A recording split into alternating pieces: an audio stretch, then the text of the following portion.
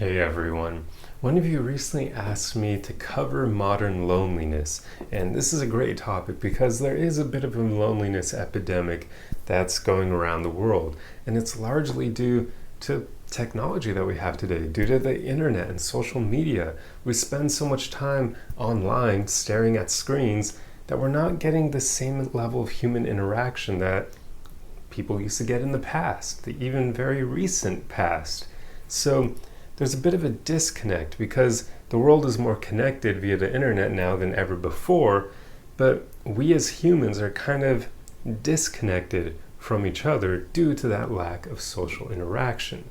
So since so many people are dealing with loneliness nowadays, I want to share a few tips that will hopefully help you deal with this in your own life and maybe even get to a point where loneliness isn't really something you feel often at all. I mean, that's pretty much where I'm at. So the first thing I want to talk about is we should make a distinction here between craving connection and loneliness. This was something I realized probably around a year ago. I was feeling, or so I thought, lonely myself, but then I started analyzing that feeling and I asked myself, why do I feel this way and what am I even feeling? And I realized I wasn't actually lonely because I enjoy my own company. I like doing things solo, so it's very rare where I'm in my own company and I actually genuinely feel lonely. What I realized is I was feeling, or I was craving, connection. I was wishing that I had a beautiful woman by my side to create memories with, to experience things with, to take her on hikes and walks and that sort of thing.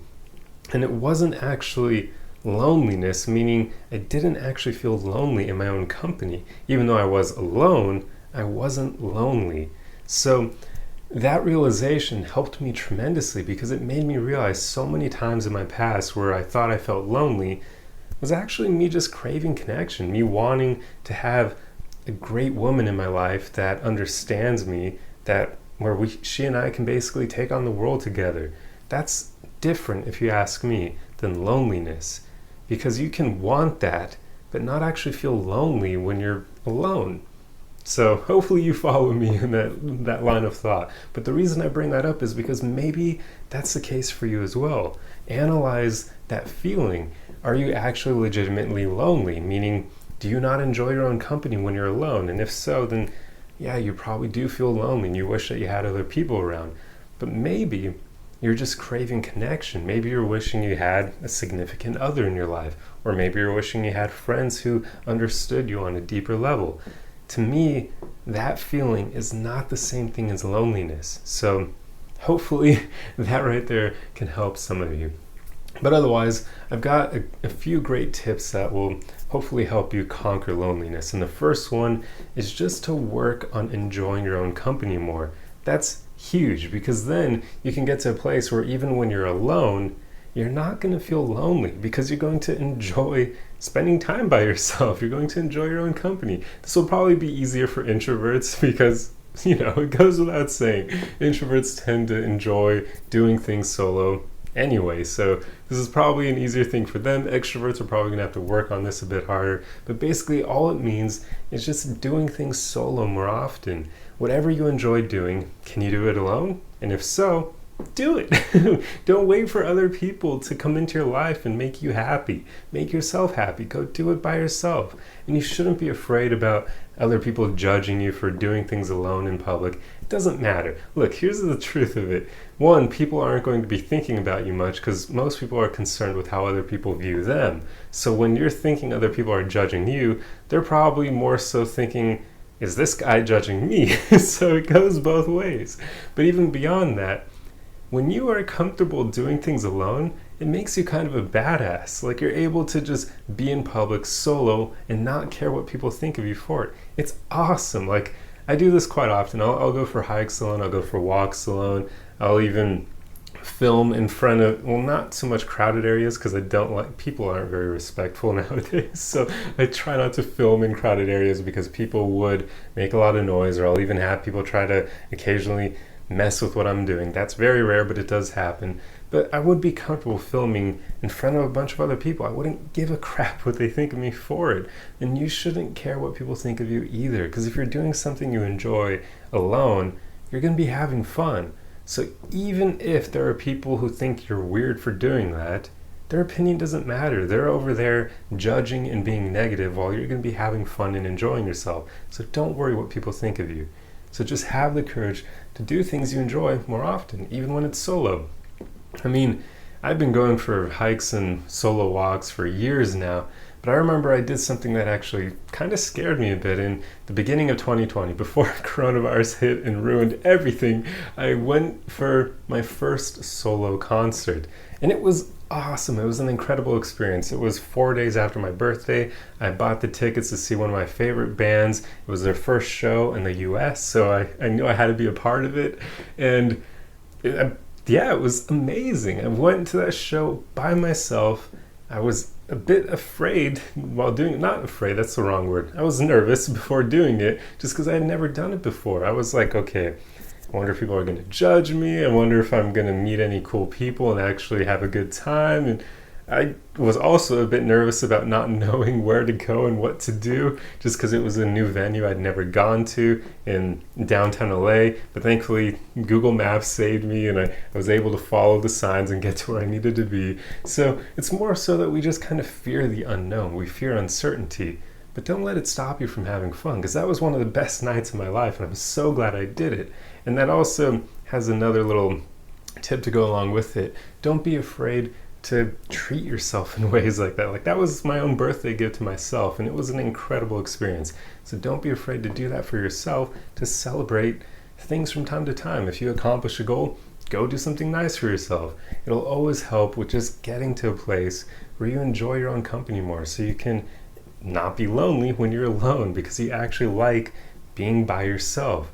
It's all about kind of treating yourself the way you would a good friend, where you're able to be there for yourself, support yourself, motivate yourself, cheer for yourself, and just have fun in your own company. Then you're not going to be relying on others to make you happy. But anyway, that's pretty much the most important tip.